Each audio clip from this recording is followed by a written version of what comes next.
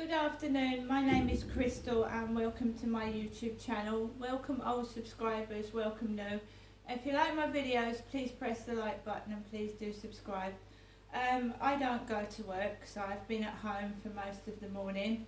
I've just been to the co-op and I got a few bits. I'm eating a Magnum lolly. This is a Magnum classic lolly, just a classic Magnum. Right, I'm at home today. My mum, Jennifer, said that she would like to see me tomorrow over the phone this morning before I went out. As I've said before, usually when my mum rings there's trouble. My mum tells me to calm down. It's done on purpose, I think it is, to annoy me, to agitate. And obviously when you get agitated and you feel stressed, you start to feel angry. And that's not a nice feeling for anyone to feel. It's nasty. When you feel angry, you're all wound up, you're all stressed.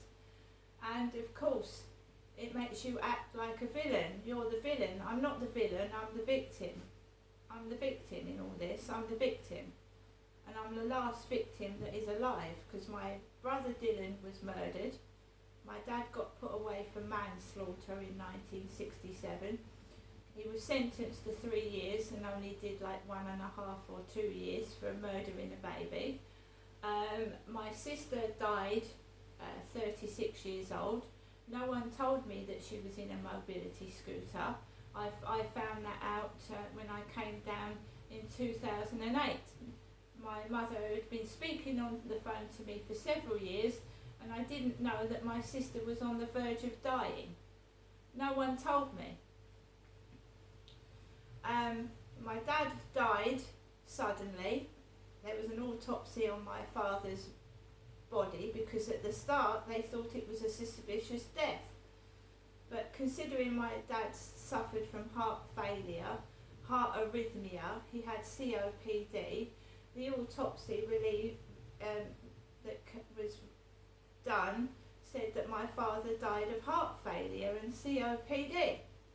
I've seen the death certificate of Derek Trower, and he died from heart failure, the first thing, and the second thing, there was other causes, COPD.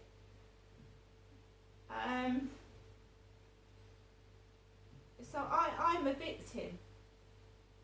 My brother Dylan was a victim. My sister Amanda was a victim. Dead. My father was a victim in a way. He's dead. And now, frightening me, people shouting out the window, hello. And I know. But if you don't think I'm going to stand up for myself, you're wrong. I'll put up with so much and then I will do something about it. You know, just because I'm not filming it and people think they can get away with doing what they're doing, it won't be before long that I will actually physically do something about it. Right? Don't think I'm a pussy and I'm quiet and I'm going to sit there and tolerate Mickey taking and abuse, because I'm not. It's disgusting, it's vile, and racism is just wrong. And people doing it, to me, when you know, it's just disgusting. I just can't tolerate racism. It's not necessary. So I'm just trying to eat my lolly and do the video. So I went out this morning. I walked Max late. I was getting on for 12 o'clock nearly, about just after 11. And I took Max out for a walk and I've not been feeling very happy at all. I think my mum is playing games with my head.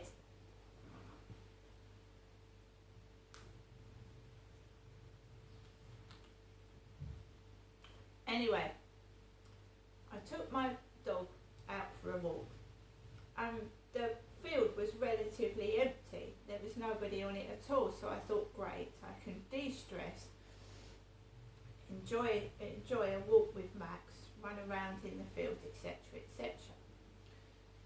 So I let him off and he was jogging by my side, my little Chew, as I call him, my little Chewy.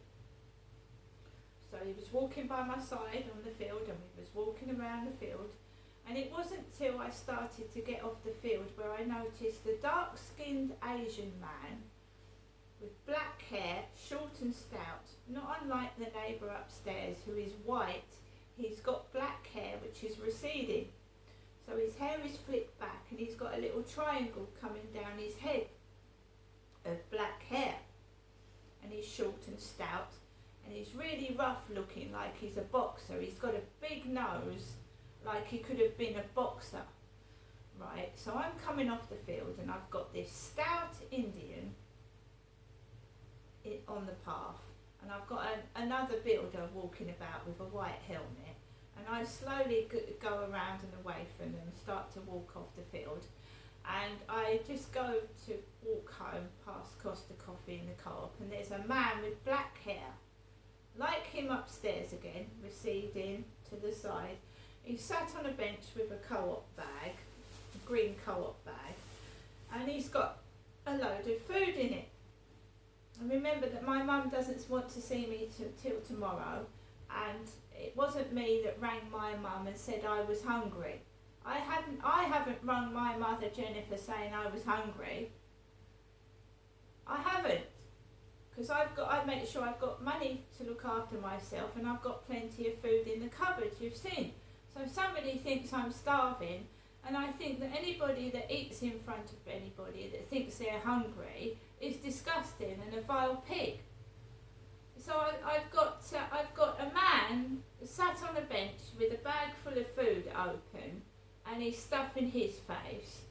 A man that looks like my father with a ponytail and glasses walks past the builder with a black curly-haired dog. It walks under the bench, jumps all over the bloke's plastic Co-op bag, and I didn't go anywhere near the Co-op bag because I've just been into the Co-op myself and bought food. So do you see what they're doing? They call me a black dog. So this black curly-haired dog was jumping over this builder's bag of Co-op